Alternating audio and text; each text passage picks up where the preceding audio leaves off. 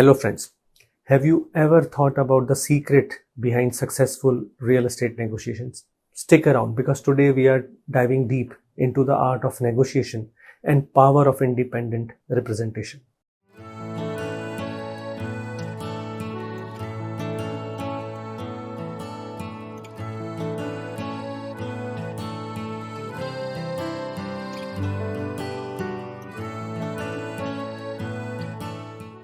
A real estate transaction is a high dollar value transaction and involves a lot of due diligence and care before committing to the purchase. And once you decide to purchase, it involves rounds of negotiation between the principal parties. The Greater Toronto Area, or GTA as we love to call it, it is a vibrant and dynamic market. Here, meticulous care is essential before sealing the deal. The fundamental rule of any negotiation is that our motivations as a buyer should not reach to the other party. And there must be objectivity in the whole transaction. There must be someone who is knowledgeable enough to advise on the fair market value based on the current market. And then tailor a negotiation strategy based on the disposition of the sellers, state of the property, current market, and comparable sales. If I am a buyer, my agent or my broker acts as a shield between me and the other party. My intents and my interests are safeguarded by my broker, and they never reach to the other party. That's exactly from where the power of negotiation comes to us as a buyer.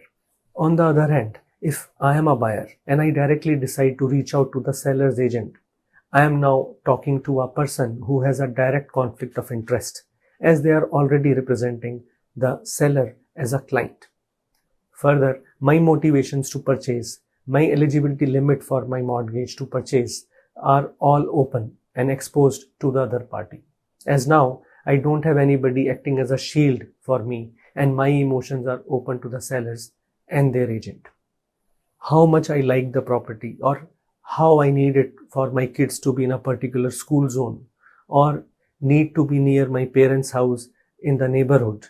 Basically, how much I am invested in the property and I am willing to pay for the property. All of those buyer motivations are now open, and as a result, the negotiation edge goes out of the window. What is my eligibility limit for my mortgage pre-qualification is open to the other side.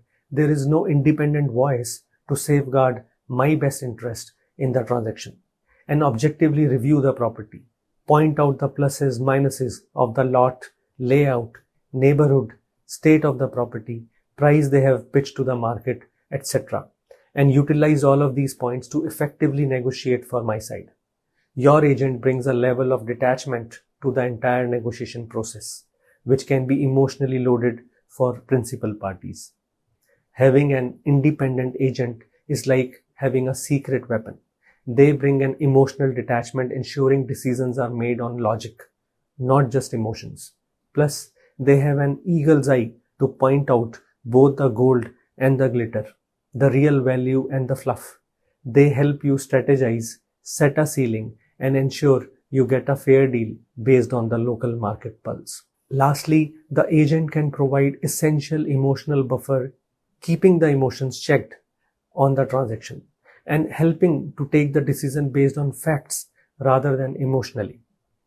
Their compensation is part of the fair market value, as 99% of the properties sold are involving brokers. So as a buyer, you have nothing to lose, but only to gain to have a credible agent standing by your side. Choosing the right agent, however, is crucial. It's like you finding a travel buddy.